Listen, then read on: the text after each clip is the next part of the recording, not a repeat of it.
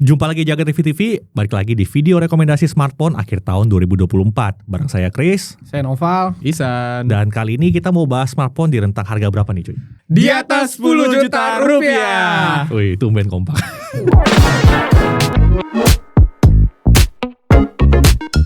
Oke, sebelum masuk ke listnya tentunya harus ada disclaimer dulu.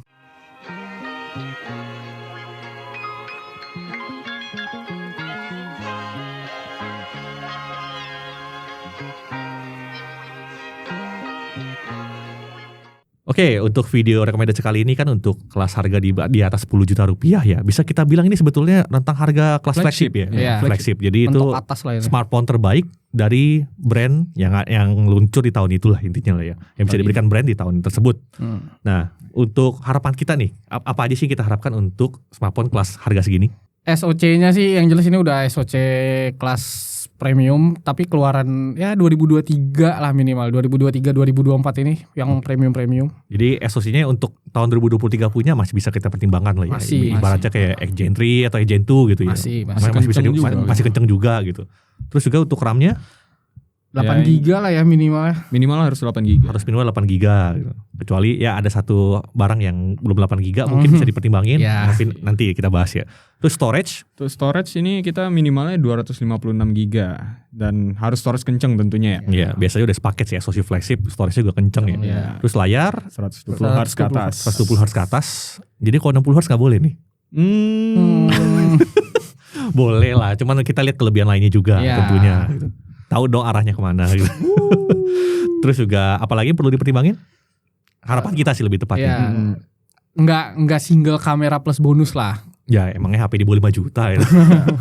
Jadi kameranya pun kita udah berharap kelas atas semua lah ya, harapannya. Terus apalagi nih, konektivitas udah 5G semua lah ya paling enggak ya. Terus juga IP rating kita udah wajib ada. Dan juga kita udah ngarep beberapa fitur-fitur spesial lah yang ada di kelas flagship tentunya. Betul. Oke, langsung aja kita masuk ke list pertama. Ada apa ini? Wih, ada favoritnya ini. Favoritnya Isan ya? Oke, kita langsung masuk ke dari Samsung. Oh iya, sebelum mulai kita nih urutin ya. Kita udah urutin dari harga terendah ke harga tinggi. Dari harga terendah ke harga tertinggi. Oke, untuk pertama ada Samsung apa? Oke, untuk yang pertama di sini kita ada lipat-lipatan. Di sini ada Samsung Galaxy Z Flip 6 dengan varian 12256 dengan harga di kisaran 14 jutaan. Oh, oke. Tapi ada juga di sini varian yang lebih gede yang 12512 dengan harga 15 jutaan. Nah, tapi karena selisih harganya di kisaran 1 jutaan aja, jadi lebih menarik yang 512 kayaknya. Nanggung ya? Nanggung. Dapat 512. Kalau kalian banyak foto-foto, banyak video, saran kami sih mending 512 aja sekalian. Benar. Untuk speknya juga masih fleksibel banget lah ya. Snapdragon X Gen 3, layar lipat yang Dynamic AMOLED 2X, cover screen-nya juga gede. Terus juga baterainya juga lumayan. Terus kameranya juga 50 megapiksel kamera utama 50 megapiksel, ultrawide 12 megapiksel, selfie 10. Nah, untuk hal yang perlu diperhatikannya apa nih? Oke, yang pertama di sini performanya terasa dilimitasi. Mungkin karena form factornya itu. Ya, jadi performanya walaupun nama prosesornya Snapdragon X Gen 3 bukan berarti otomatis paling kenceng gitu ya. Ya wajar lah HP lipat ya, coolingnya juga terbatas gitu. Tapi untuk majority of people sih, maksudnya sebagian besar orang harusnya nggak masalah sih, kenceng-kenceng aja. Cuman kalian jangan expect kayak gaming rata kanan hardcore jam-jam dengan smartphone ini. Salah ekspektasi itu namanya. Salah beli HP juga. Salah beli HP. Oke, apa lagi? Oke, di sini khas Samsung sekali, paket penjualannya minim. Oke. Ya charger 25 watt nggak terlalu mahal lah sekarang. Atau kalau kalian mau praktis ya cari yang bundling lah, harusnya banyak. Terus juga apalagi? Kayak yang disebut tadi, chargingnya baru support 25 watt. Chargingnya baru 25 watt. Kayaknya Samsung harus level up di charging gak sih? Gitu. Tapi kan alasannya demi baterai awet. Ya, semoga itu cukup lah. Kalian pertimbangin itu aja. Habis itu apa lagi? Di sini sayangnya belum ada kamera telefoto. Kalau menurut gue sih ini sih yang perlu dipertimbangin banget. Jangan berharap kameranya tuh selevel dengan smartphone yang non foldable gitu. Atau smartphone yang apa sih namanya, yang ya itulah yang biasa. Kameranya beda tentunya. Jadi ekspektasinya jangan terlalu tinggi untuk kameranya. Terus dari sisi kelebihannya? Dari segi kelebihan ini karena cover screen-nya udah lebih gede, jadi lebih fungsional aja di sini. Lebih fungsional. Jadi lebih enak mau dipakai selfie, foto-foto gitu. Ya. Bisa lebih kelihatan jadinya. Terus kelebihannya? Jaminan update-nya ini juga udah panjang. Kayak yang S24-nya juga. Oh. Udah 7 tahun nih. 7 tahun. Panjang. Wow. Mahal itu update software 7 tahun. Next. Kemudian di sini juga sudah menggunakan Corning Gorilla Armor yang mampu meredam pantulan cahaya. Ini untuk cover screen-nya ya? Iya, soalnya kalau dalamnya kan bukan kaca ya. Iya. Agak aneh kalau di coating sama lapisan kaca. Retak-retak armor bunyinya. dalamnya keretak-keretak gitu. Oke, terus? Lalu khas Samsung lagi yaitu sistem operasinya pakai One UI. Oke, One UI. Kemudian walaupun di sini belum support Samsung DeX, tapi setidaknya masih bisa untuk display out. Karena Itu sih ya. Feedback kita juga itu semoga Z Flip 7 tuh ada DeX lah paling enggak gitu. Biar bisa dipakai buat kerja juga gitu. Biar lebih enak, window-nya ada bisa banyak. Terus apa lagi? Lalu juga ini sudah support Galaxy AI. Lalu support stylus juga dan punya rating IP48. Bentar, IP48. Jadi untuk air kalau nggak sengaja tercebur masih aman. Cuman karena masih ada celahnya, jadi partikel-partikel tuh masih ada potensi masuk. Cuman nggak semudah itu juga kok gitu. Nggak sampai merusak sistem. Oke, itu tadi Samsung Galaxy Z Flip 6. Next, ada apa lagi, Pak? Kita ada iPhone. Bukan iPhone. Ini Oppo Find X8. Sorry. Natural sekali loh, luar biasa. Sarkasnya udah natural sekali. Enggak, bercanda. Siapa yang ngajarin sih? Next. Lanjut. Ini Oppo Find X8 itu yang 12256. Nah, itu HP-nya. Ini ya. Ya. Ada di 14 juta dan yang 16512 ada di 16 juta. Oke, jadi ada dua varian untuk yang non pro ini ya. Yang non pro. Ada Find X8, ada Find X8 Pro ini. Pertama kita bahas yang biasa dulu. Ya. Ya, SoC-nya kenceng, Dimensity 9400. Layarnya 6,59 inci, AMOLED 120 Hz. Baterai 5490 mAh, chargingnya juga lumayan kenceng, 80 watt pakai kabel dan bisa 50 watt kalau pakai wireless charger. Nice. Kameranya ini kamera utama 50 megapiksel, ultrawide 50 megapiksel, telefotonya juga 50 megapiksel dan kamera selfie-nya 32 megapiksel. Fleksibel banget kameranya. Sip. Salah satu yang membedain Pro cuman telefotonya nggak ada 2, cuma 1 doang. Tapi itu juga udah cukup banget kok, udah bagus ini telefotonya. Terus hal yang perlu diperhatikan apa nih? Ini masih ada aplikasi bawaan yang agak kurang pantes lah ya. Apa tuh? Untuk dijadiin ini. Pinjol udah. Oh gitu. Eksplisit aja nih. Iya udah ngomong aja pinjol gitu. Semoga dikurang-kurangin lah gitu. Ayolah tiru iOS-nya juga lah, jangan cuman fisiknya aja lah. Betul juga sih. Terus apa lagi?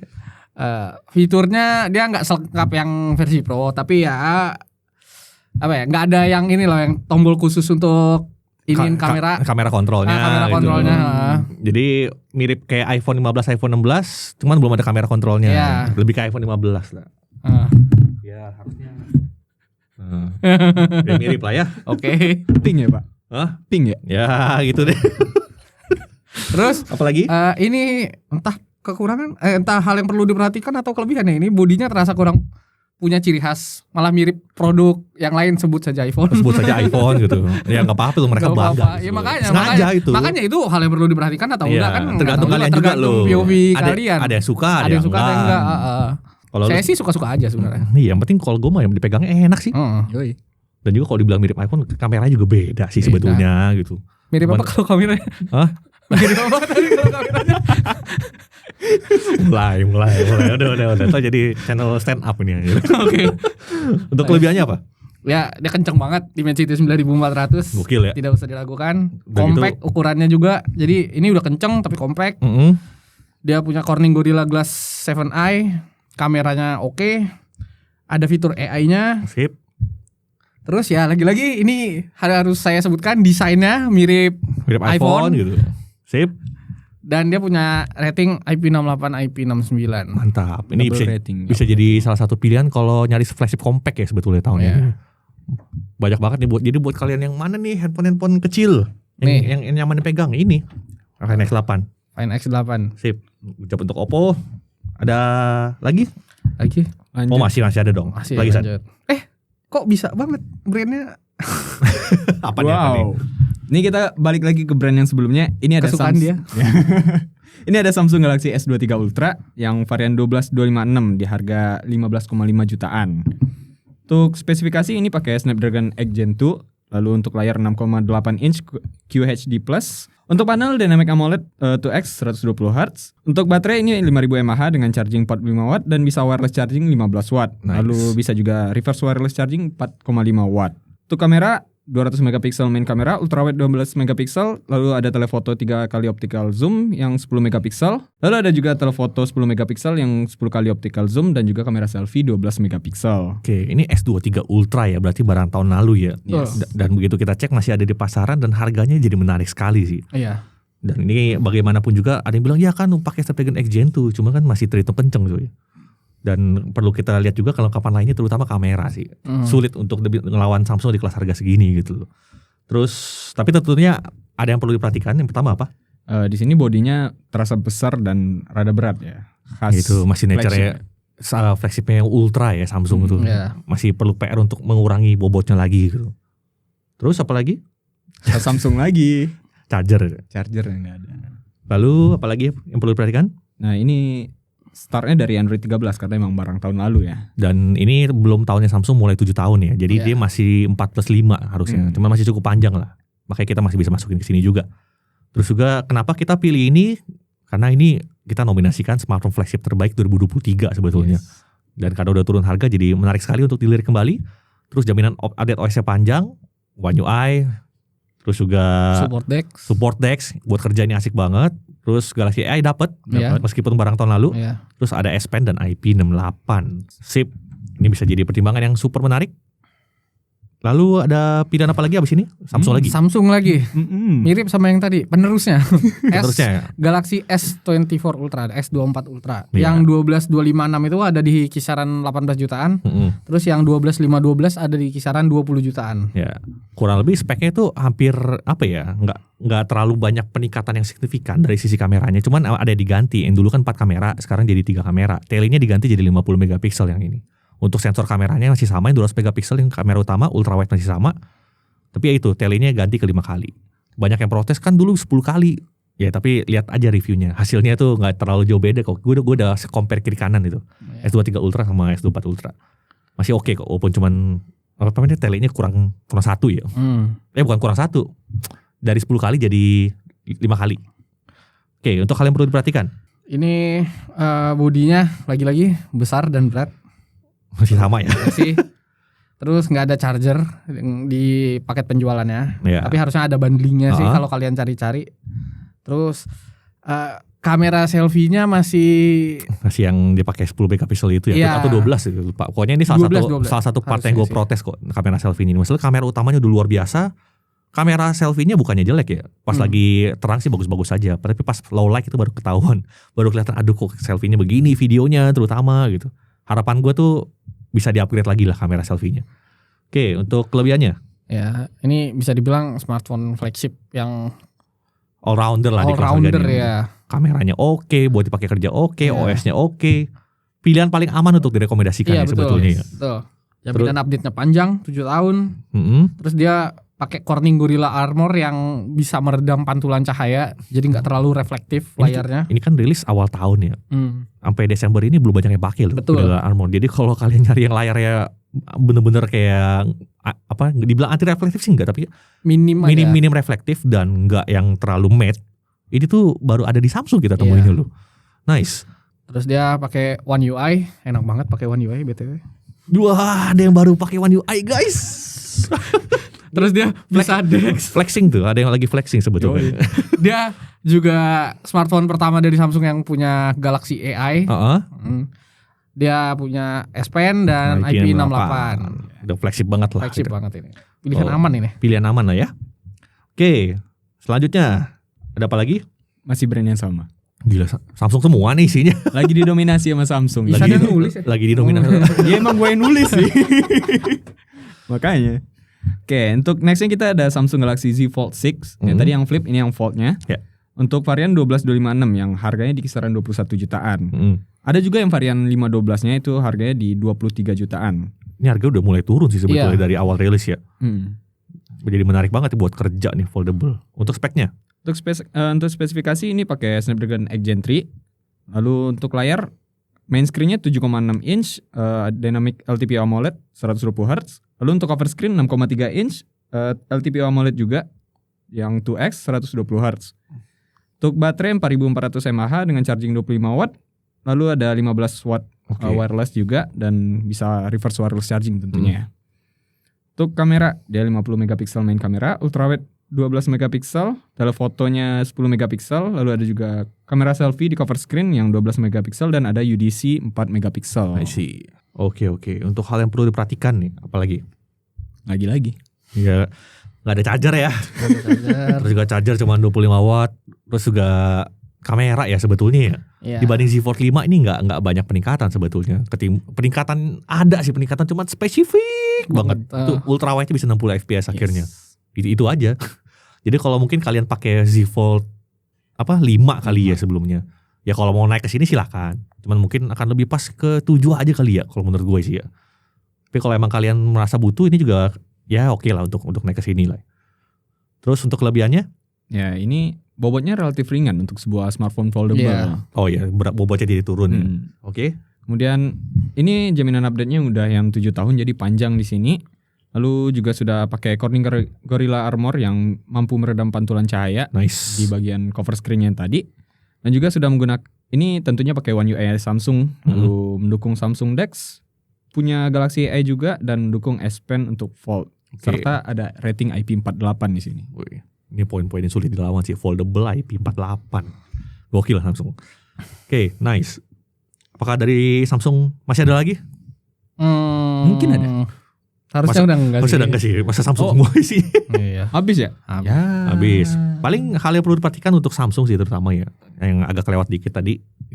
Ini kita syuting ini di Desember 2024 ya. Iya, betul. Iya. Berapa nggak lama lagi akan rilis harusnya S25 series. Iya. Jadi itu perlu kalian pertimbangin juga lah kalau misalnya nyari S ya. Betul. Harganya sih emang udah turun. Cuman jangan sampai kalian lupa timing rilisnya sampai pas sudah beli nih misalnya dari Desember ini. Lah kok tahu-tahu ada S25 gitu. Iya. Patternnya dihafalin ya. Awal tahun itu biasa Galaxy Unpack S series gitu. Jadi kalau kalian beli sekarang siap-siap nanti di Januari atau Februari ada yang baru. Betul. Nah walaupun mungkin begitu ada yang rilis yang baru, tapi harganya menurut kita sih ya, ini tuh udah turun juga. Jadi nggak mungkin harganya sama dengan yang akan rilis yang baru nanti. Iya. Jadi misalnya nih kalau yang rilis nanti 19 juta, ini kan yang ini pasti udah turun juga. Iya. Yang S24-nya. Jadi tadi berapa ya, 16 sampai 17 juta lah gitu. Emang begitu. Jadi harusnya nggak bakal nyesek amat lah. Iya betul. Ya mungkin nyesek kalau kalian dapat harganya sama persis gitu. Kan ini udah kayak S series tadi udah rilis awal tahun. Itu harganya sekitar 19 juta kalau nggak salah. Ya kalau kalian dapat di Desember 19 juta lagi ya kayaknya ada yang salah deh. Cek tokonya juga deh. Harusnya dari pantauan kita sudah pada turun. Gitu sih untuk S series ya. Untuk Samsung. Oke, pindah brand. Next apa nih? Oppo, bukan. iPhone 15 Pro series. Sorry, suka ketukar-tukar antara iPhone sama Find X8 itu. Mirip. Ini kalau dilepas dikit begini nih. Ngajarin. Bukan tanpa alasan saya begini. Ada senior saya yang ngajarin. Oke, Oppo. Bukan gue jadi gue ketukar. iPhone 15 Pro series. iPhone 15 Pro series. Ya. Oh, kita enggak megang kalau yang Pro. Yang Pro enggak. Dia apa tuh? Pakai A17 Pro SoC-nya. Dan untuk harganya ini yang Pro biasa itu harganya mulai 22 jutaan untuk yang 256 GB. Dia pakai layar 6,1 inci LTPO Super Retina XDR OLED display 120 Hz, baterainya 3274 mAh, support 15 watt wireless charging, dan kalau untuk charger yang kabelnya dia PD 2.0 ya kalau nggak salah ya. Lalu ada juga varian yang satunya yang Pro Max yang layar lebih gede. Itu harganya mulai 23 jutaan untuk yang 256 GB. Yeah. Layarnya 6,7 inci lebih besar, LTPO Super Retina XDR OLED 120 Hz juga. Baterainya juga lebih besar, 4441 mAh. Yeah. Dan support 15 watt wireless charging juga. Dan wirenya pakai PD juga. Dan ini spesifik yang kita rekomen yang 256 ya. Yang Pro Max memang startnya dari 256. Yang Pro yang biasa itu masih ada 128-nya itu. Kita sih nggak rekomen 128 di 2024 dan 2025 ya. Itu udah berasa kurang sih untuk flagship zaman sekarang. Jadi kalau nyari iPhone minimal 256 lah zaman sekarang. Kameranya dia 48 megapiksel kamera utama, ultrawide 12 megapiksel, telefoto 12 megapiksel dan selfie 12 megapiksel. Ini berlaku untuk Pro dan Pro Max-nya ya. Iya, untuk 15 Pro itu 3 kali optical zoom ya. Kalau yang 15 Pro Max itu 5 kali optical zoom. Yeah. Untuk yang 16 series baru disamain itu yang Pro sama Pro Max-nya. Oke, untuk hal yang perlu perhatikan apa nih? Dia nggak ada fingerprint scanner. Nggak ada fingerprint scanner, ya, ngandelin Face ID Face doang. ID ya, buat biometriknya. Terus ya itu tadi masih ada varian storage yang 128 untuk versi 15 Pro. Kami sih kurang menyarankan atau 28. Iya, kecil banget. Iya. Terus untuk yang Pro Max bobotnya cenderung agak berat. Wajar, ukurannya lebih gede kan. Wajar. Dan ini paket penjualannya tergolong minim. Ini Samsung apa? Ya, pelopor. Pelopornya. Pelopor. Tapi tentunya ada kelebihan tersendiri ya kalau iPhone itu ya. Mungkin untuk sekarang ini iPhone terbaik yang bisa kalian pilih saat ini. Betul. Karena saat video ini dibuat iPhone 16 belum ada resminya, belum ada kejelasan. Belum ada kejelasan. Ya. Jadi kalau emang kalian ngebet banget harus iPhone tahun ini, ya pilihlah 15 series. 16 belum resmi. Belum. Terus juga apa lagi? Terus ya ini kencang tentunya performanya, OS-nya bersih, smooth, lancar. Terus kameranya oke. Terus kalau kalian nyari enteng adanya di Pro ya, bukan Pro Max. Iya, betul. Desainnya premium banget sampai dicontek. Dan juga ekosistem itu yang sulit dilawan sih emang. Jadi kalau kalian pengguna MacBook, pengguna iPad, itu ya otomatis mesti iPhone. Betul. Biar lebih enak. Iya. Biar pengalamannya lebih maksimal gitu. Terus juga beberapa sosial media lebih optimize di iPhone. Kan banyak yang bilang, pokoknya di iPhone Instagram lebih bagus. Ya ada benernya. Android juga gak kalah BTW. Android mana dulu? Iya, tentunya. Ya, kecuali kan Instagram tuh bisa optimize iPhone. Setahun cuma ada berapa iPhone, Pak? Android ada berapa? Oke. Untuk berikutnya IP68. Ini mah standar flagship. Iya. Jadi diperhatikan saat video ini dibuat iPhone 16 belum rilis. Jadi yang tanya iPhone 16 gimana Bang? Ini Desember 2024. Belum rilis di Indonesia. Ya, belum rilis di Indonesia, maaf gitu. Lebih tepatnya. San, bacain San. Yo, next siapa San? Oke, untuk next di sini ada Vivo X Fold 3 Pro ya. Oke. Harganya di kisaran 27 jutaan. Harganya cukup stabil ya? Iya. Dari awal rilis tuh kayaknya yang Z Fold kan turun ya. Iya. S3 Pro stabil loh, hebat banget nih Vivo nih. Iya. Oke, untuk spesifikasinya? Kita cek spesifikasi ini pakai Snapdragon 8 Gen 3. Lalu layarnya ya ada dua, yang main screen-nya 8,03 inch pakai AMOLED 120 Hz. Lalu cover screen-nya juga 6,53 inch yang pakai AMOLED 120 Hz. Untuk baterai 5700 mAh, support charging 100 watt dan juga bisa wireless charging 50 watt. Untuk kamera dia 50 megapiksel utama, 50 ultrawide, telefotonya ini 64 megapiksel yang bisa 3 kali optical zoom, dan ada juga kamera selfie di cover screen 32 megapiksel dan juga di main screen 32 megapiksel juga. Sip. Terus speknya udah nggak perlu diraguin lah ini kalau di atas kertas. Tapi hal yang perlu diperhatikan apa ini pertama nih? Ya, yang pertama di sini sayangnya belum support eSIM. Itu sih yang aneh ya. Itu hal kita protes juga. Karena di flagship kita harapannya udah ada eSIM semua sih. Kalau kalian nyari eSIM ada di X100 Pro malah ya. Yes. Di X Fold 3 Pro ini belum ada. Sayangnya. Terus apa lagi? Lalu di sini hanya mendukung video recording 1080p 30 fps di kamera selfie, cover screen dan juga main screen-nya. Tapi ini ada alasannya sih sebetulnya. Kalau misal kalian pakai foldable kan bisa pakai setup kamera utamanya terus diputer gitu. Jadi harusnya masih aman lah. Apalagi? Untuk speaker ini sayangnya belum terasa kelas flagship. Kayaknya sih dia ngincer bodi tipis ya. Yoi, ngincer bodi tipis. Jadi kualitas suaranya agak sedikit dikurangi. Dan gak bisa naruh speaker gede-gede juga sih lebih tepatnya. Apalagi? Di sini sayangnya belum ada desktop mode-nya ya. Belum ada kayak DeX-nya Samsung. Yes. Jadi kalau untuk dicolok ke layar lebih gede, mirroring paling Iya, mirroring doang ya. Gak bisa untuk dipakai kerja multi window banyak gitu ya. Oke, apalagi? Dan juga ini sayangnya belum support penggunaan stylus. Jadi lucu ya. Samsung ada kelebihan sendiri uniknya dan Vivo juga ada kelebihan tersendiri. Nah, kelebihan yang sulit dilawan di Vivo X Fold 3 Pro apa nih? Di sini dia punya performa yang tergolong kencang untuk sebuah foldable phone. Dan dari pengujian kita karena kita review ini nggak panas sih. Iya. Vivo tuh ajaib loh. Padahal tipis loh. Gimana cara itu? Heran gue juga. Apalagi? Untuk lalu ini juga salah satu foldable phone yang bodinya tipis dan ringan kayak ini. Iya, sip. Tipis ringan, nyaris kayak megang HP biasa itu. Kalau misalnya lagi kelipet maksudnya. Kalau lagi kelipet tuh kayak lagi megang HP biasa. Tipis banget. Nggak kerasa foldable. Oke. Kemudian untuk kemampuan kameranya mumpuni untuk sebuah foldable phone juga. Mungkin kalau gue nambahin bukan sekedar mumpuni, ini foldable dengan kamera terbaik tahun ini. Itu ada di X Fold 3 Pro. Ya khas Vivo di sini ada Zeiss coatingnya. Zeiss T-Star. T-Star. Iya, Zeiss T-Star namanya tuh. Zeiss T-Star coating. Jadi untuk foto atau video malam-malam yang banyak cahaya, aman dari flare. Di sini dia sudah support chargingnya yang kenceng, tadi 100 watt ya. Lalu juga daya tahan baterai tergolong sangat baik. Khas Vivo. Lalu di sini juga sudah pakai in-display fingerprint baik di cover screen maupun di main screen-nya. Ini keren sih. Dia Volt masih di samping, dia cover display sama main screen tuh. Iya. Dua lu, gokil nih Vivo nih. Dan terakhir ini juga punya rating nih IPX8. Oh, tahan airnya udah bagus, tahan debunya yang ini. Belum ada. Ya belum ada. Oke, itu dia.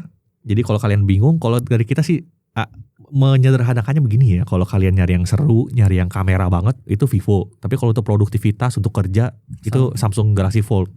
Jadi nggak bisa dibilang mending mana ya. Tergantung kebutuhan kalian. Ngapain. Oke, itu Vivo X Fold 3 Pro. Ada lagi? Habis. Ya. Jadi itu dia untuk rekomendasi utama kami. Tapi ada juga beberapa smartphone flagship yang masuk honorable mention sih, yang perlu dipertimbangkan lah ya. Siapa tahu ini cocok buat kalian. Cuman ini karena kenapa nggak masuk pilihan utama kami karena beberapa alasan. Ada beberapa alasan. Kita mulai dari yang pertama dulu deh. Misalnya apa? Yang pertama ada Asus ROG Phone 8. Asus ROG Phone 8. Ya. Oke, itu di harga 10,5 juta untuk yang 12256. Ya, itu handphone gaming ya. Ya, ini HP gaming. Snapdragon X Gen 3. Gen 3 udah pasti kencang, layar 6,78 inci, AMOLED 165 Hz. Ya. Dia baterainya 5500 mAh, charging 65 watt dan support bypass charging. Yes. Kameranya 50 megapiksel yang utama, ultrawide-nya 13 megapiksel, ada kamera makro 5 megapiksel dan kamera selfie-nya 32 megapiksel. Itu juga hal perlu perhatikan ya, standar HP gaming sih sebetulnya. Namanya HP gaming ditujukan untuk gaming lama-lama dan batas suhunya otomatis jadi sangat tinggi. Iya. Jadi itu hal yang wajar untuk smartphone gaming. Kalau diajak main game berat lama-lama itu pasti panas. Betul. Itu wajar. Terus juga bobotnya ya agak berat ya. Walaupun udah diturunin sebetulnya dibanding versi sebelumnya, cuman masih terhitung agak berat. Habis itu juga kameranya sih. Ya. Jujur ya itu, aduh. Ya, tapi balik lagi. Tujuan utamanya kan apa? Gaming sih. Ya udahlah itu. Kalau kalian nggak butuh kamera banget, lihat kelebihan spesifiknya di HP gaming. Kalau performa kenceng mungkin sekarang flagship sekarang udah kenceng semua ya. Jadi bisa kita bilang kenapa masuk honorable mention? Karena kelebihannya itu sangat spesifik. Buat gaming. Dan ini tidak untuk semua orang. Jadi fitur-fitur spesifik yang jarang dipunya di flagship lain itu kayak fitur gamingnya. Coba kalian cek reviewnya deh. Mungkin salah satu yang gue sebutin tuh fitur software ROG-nya. Main Genshin-nya berasa nge-cheat bro. Jadi kalau lu kena freeze, lu gak usah pencet layar, bisa copot sendiri gitu-gitu. Itu fitur spesifik yang gak semua orang butuh, tapi kalau kalian nyari ya adanya di sini. ROG kan? ROG, Republic of Genshin. Itu lucu banget sih fiturnya. Abis itu juga bypass charging ya.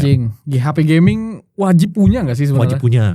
Jadi bisa sambil ngecas. Nggak aman sambil ngecas. Gaming sambil ngecas tuh aman. Terus juga ini salah satu inovasi yang belum banyak ditiru brand lain sih. Adanya side mounted USB-C. Dan itu udah pakai USB 3.1. Jadi samping ya. Ketika kita gaming, kabelnya di sini.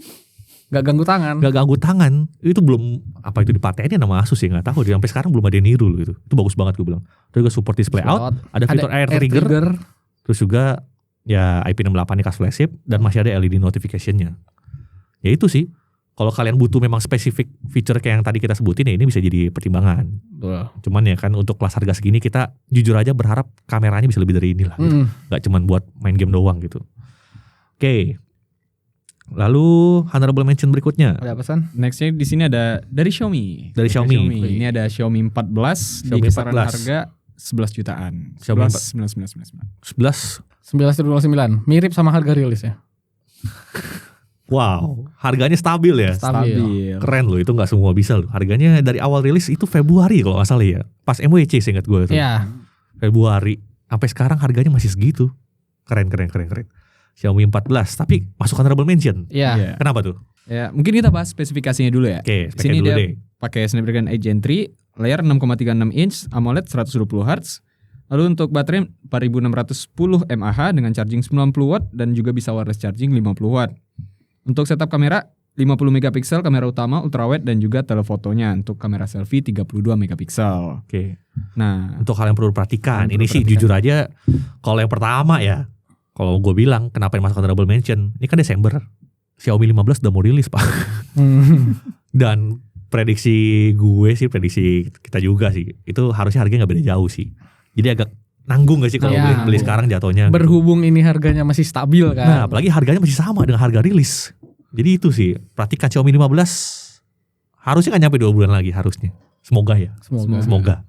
Terus ya storage yang masuk ke Indo tuh cuma 256 doang. Jadi pastikan 256 itu cukup buat kalian atau enggak.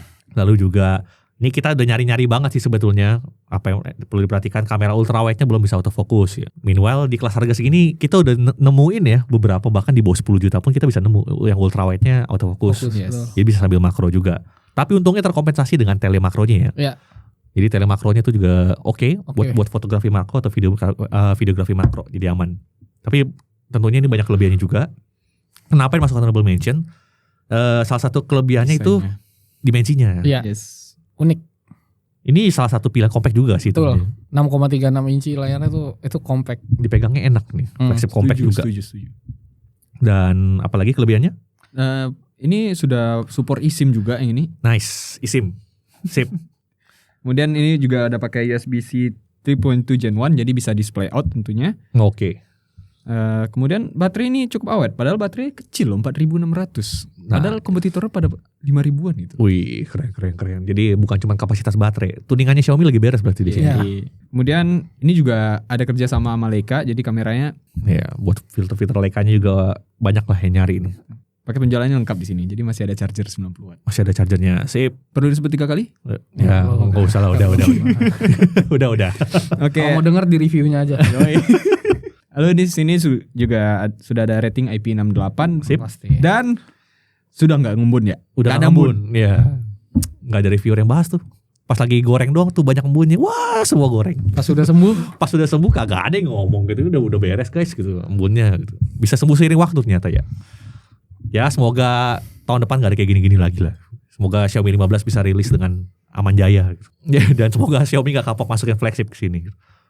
Paling harapan kita sih 512 lah ya. 512. Kita udah ngarep 512 tahun 2025. Oke. Next, honorable mention ada apa lagi? Ini sebenarnya layak banget dimasukin ke rekomendasi utama. Cuman gak bisa. Karena udah rada susah nyarinya. Udah goib. Udah rada goib. Itu adalah Vivo X100 series. X100 series. Nih. Ini dari awal review sampai sekarang ini adalah dari daily driver saya. Karena simply kameranya ini adalah kamera smartphone terbaik tahun 2024. Gitu aja sih. Cuman kenapa masuk honorable mention? Karena sudah goib. Dan ini kan bulan Desember. Ya, penerusnya udah mau rilis. Yoi. Dan sudah dipastikan masuk resmi ke Indonesia. Jadi X200 series sebentar lagi guys. Jadi langsung kesana aja mungkin. Tapi kalau emang kalian bisa nemu dengan harga yang bagus, ini sangat menarik. Silakan check out. 100 bahkan X100 sempat turun di bawah 10 juta, di 9 jutaan. X200 Pro itu sempat turun jadi 14 juta. X100. Sorry, kok X200 Pro. X100 biasa di bawah 10 juta, X100 Pro itu 14 juta sempat turun. Ya gitu. Kalau dapat harga segitu baru sikat. Soalnya kalau harga barunya nanti untuk X200 Pro mungkin yang mirip-mirip sama tahun lalu lah, semoga lah. Iya, harapan kita sih gitu. Kalau kalian dapat ini di harga 16,9 ya jangan. Karena itu udah mirip harga rilis. Iya. Kalau harganya di bawah ini masih oke lah. Jadi itu sih. Semoga masih bisa nemu. Atau kalian mau bersabar nunggu X200 series. Oke, apalagi? Oke, selanjutnya kita masuk ke saudaranya. Dari BBK Group juga. Ini ada Oppo Find N3 Flip. Jadi ini merupakan smartphone foldable flip dengan kemampuan kamera terbaik untuk tahun 2023. Kenapa masuk honorable mention? Alasan kuatnya adalah ini barang tahun lalu ya. Iya. Ya kenapa ya Oppo nggak lanjutin foldable-nya ya? Padahal foldable berpotensi loh. Kurang tahu deh. Kamu tahu. Aduh, maksudnya ini tetap jadi menarik karena kita udah cobain kameranya itu luar biasa gitu. Z Flip nggak bisa masukin telefoto loh di tahun ini gitu. Ini ada main kamera sama ultrawide. Ini ada telefoto. Ini ada telefoto sejak tahun lalu. Dan hasil kameranya pun bagus, bahkan masih terbaik sampai saat ini. Ya itu sih pertimbangannya, barang tahun lalu, SoC-nya juga tahun lalu, walaupun itu flagship ya. Iya. Ya itu sih. Ya alasan kuatnya kenapa masuk honorable mention. Tapi kalau emang harganya menarik, ya kalian bisa lirik juga lah. Tadi di harga berapa?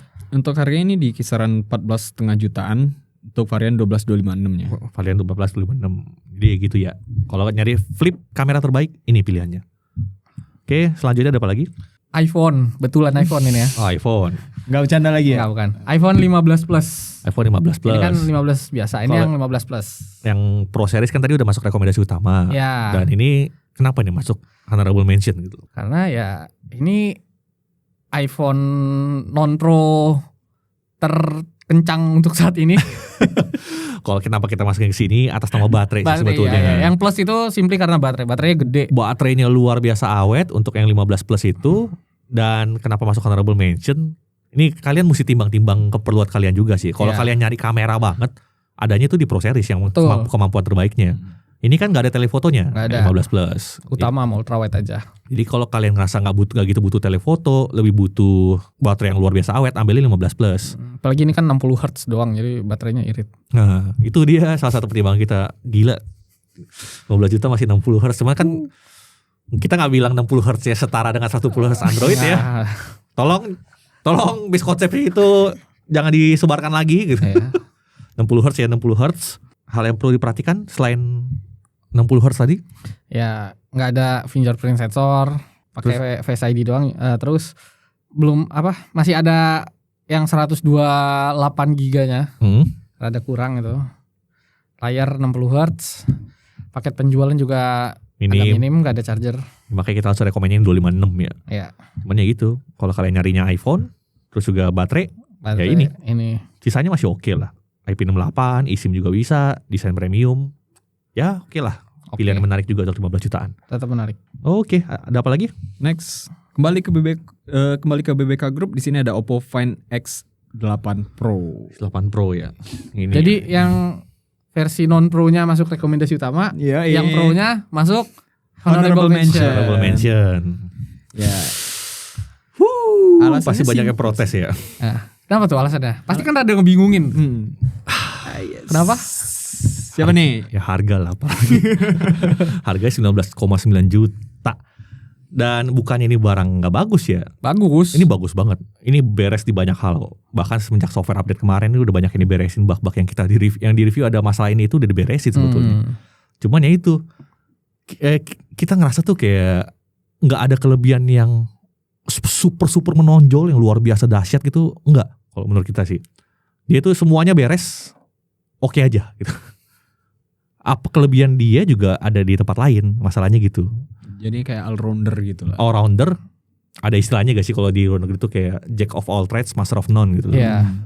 Kalau kalian pakai, ini mah happy aja. Bagus aja. Cuman kalau ditanya kelebihan spesifik, kenapa harus ini?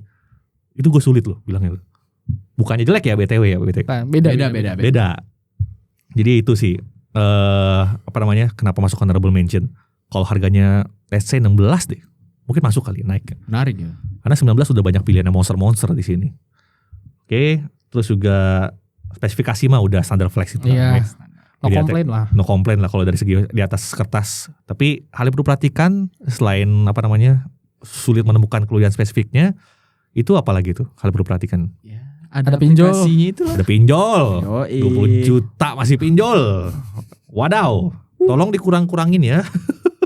Dan semoga kalian jangan menganggap pinjol itu cashback ya. Bukan. Takutnya habis beli. Miskonsepsi. Miskonsepsi. Loh, dapat 20 juta lagi gitu. Bukan. Itu pinjol. Terus juga ya harga sih. Itu aja sih. Dari segi kelebihannya mah banyak sebetulnya. Banyak. Kencang, baterai luar biasa. Baterai luar biasa itu yang gue apresiasi banget. Terus juga kameranya oke. Kamera beres lah. Ada eSIM juga ya di sini. Ada dual ini juga IP rating. IP68, IP69.